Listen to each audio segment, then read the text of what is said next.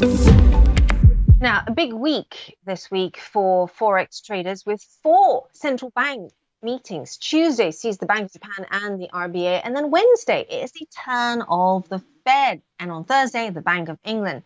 Let's take them in order and start with possibly the most interesting, the Bank of Japan.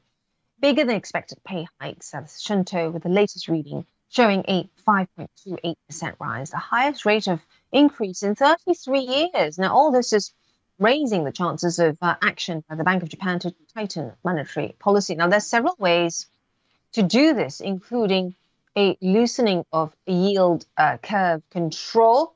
But the markets are really waiting for the headline interest rate to rise from its current negative 0.1% back to positive.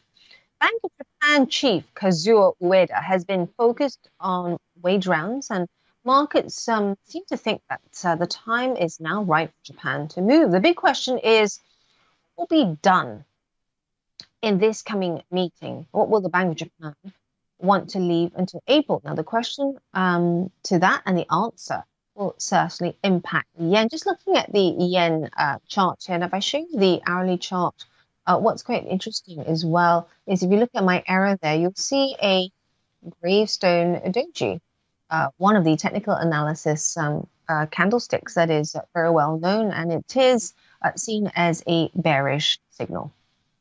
Also, tomorrow, the Reserve Bank of Australia is expected to hold its key interest rate at 4.35%. Now, this would be the third straight meeting this has happened, but then where to next? Well, a Reuters poll of economists suggests that rate cuts will not come until September, and then at least 2 rate cuts in the fourth quarter. This would make the RBA an outlier and possibly the last central bank to cut. Now, this wouldn't be so much of a surprise, given that they were first to start, however. So perhaps some market watchers are wondering why they're not the first to hike. The Australian dollar versus the New Zealand dollar looking like this at the moment, and also starting this sideways trend between the red line I've drawn there and the green perforated line. But what's interesting is if it breaks through 10,787, then perhaps we could see it move towards the next point of resistance, which is 10,807.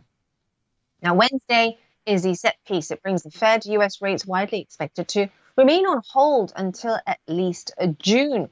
But recent consumer and producer price data has surprised on the upside. And what's also key is that Powell, the Fed chair, has said that any move is heavily data dependent. Expectations for a June cut have been coming down all week and last week from a reading comfortably above the 70% level, now at 59%. Now, the Bank of England is not expected to move either, but it has a different dynamic. Again, like all the other central banks, the Bank of England is trying to be as transparent as possible. In recent years, only moves when it releases its quarterly economic forecasts. They're out in May and then again in August. And it's at that later meeting when the markets are expecting a cut.